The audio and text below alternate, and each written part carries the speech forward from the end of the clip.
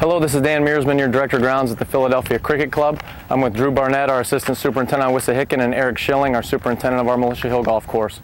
Just wanted to chat with you a little bit today about green speed, perceived speed, how it affects our golf course setup, our variety of hole locations we can do, and then also show you a little bit about percent slope of how pitched our greens are and how that affects your game.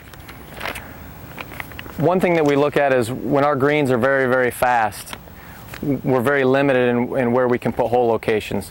We use a digital level to do our hole locations, and when our greens are really fast, anywhere from 0% slope to 2.4% slope is an acceptable position for hole locations. When our greens get a little bit slower, we can go from 0% slope to 3% slope. That difference gives us a lot more variety of where we can put holes for you. However, we'd like to explain to you how that changes your putting dynamics. When the greens are faster, because we can use only from 0% to 2.4, oftentimes when you're putting to the hole, you're putting on more level putts. Therefore, you're going to have a perceived speed that it's very consistent, not only fast, but very consistent. However, on our Wissahickon course, where we have slopes, an older golf course of 5-6% slope to get to these shelves of 3% slope, you have a wide range of speed that you have to hit the putt. So there's great differences there. For instance, today, our first 100-degree day, the greens are just a smidge slower. We're approximately about 11 today on the stimp meter. That's 11 feet. And on an uphill putt, over here, you see right here, this is on a 2.5 to 3% slope, and it's a pretty steady slope. That's why we're showing it. But as this putt goes from uphill to downhill, it's going to roll approximately 20 feet. Going back uphill, it's only going to roll 6 feet. So greens themselves are fairly consistent. They'll differ from 6 inches to a foot. That's not a great difference. I mean, if you miss a putt by 6 inches or a foot, either way, it's a tap-in.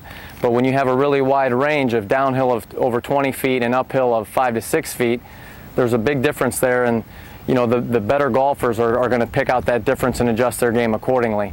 Where it gets really challenging is when you move over to a greater percent slope. On your older golf courses that are 5 and 6% slope, now all of a sudden you're dealing with even a greater difference.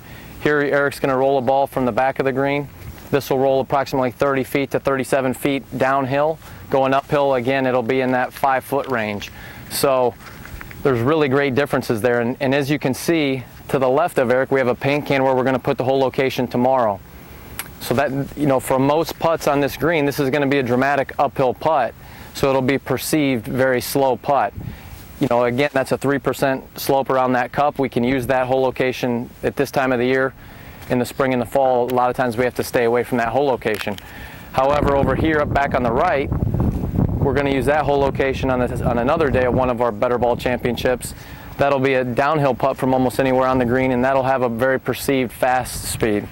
So the one thing to keep in mind, no matter what golf course you're at, the faster the green speeds are, the more level areas the employees will have to set the holes, which means the more consistent your putts will seem. And the slower the greens, that means that the golf course staff has more flexibility in where they can put holes. Therefore, you're probably going to have a lot of uphill, downhill putts, and you're really going to have to pick up on those adjustments going uphill and downhill. So on your modern golf courses, it's harder to pick up on visually on those 2% slopes, 3% slopes. On older golf courses, it's very easy to visualize a 5 and 6% slope, but at the same time, to adjust your game accordingly gets tricky.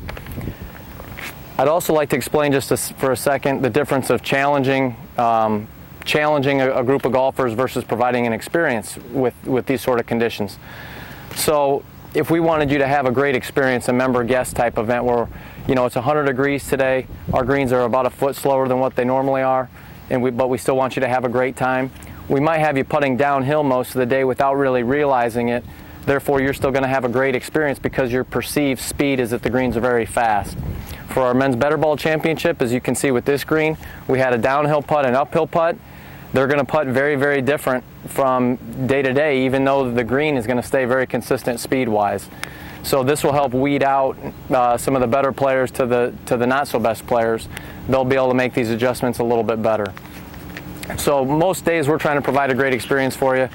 We try to think of a balanced setup, but we just wanted to show you how this affects in midsummer.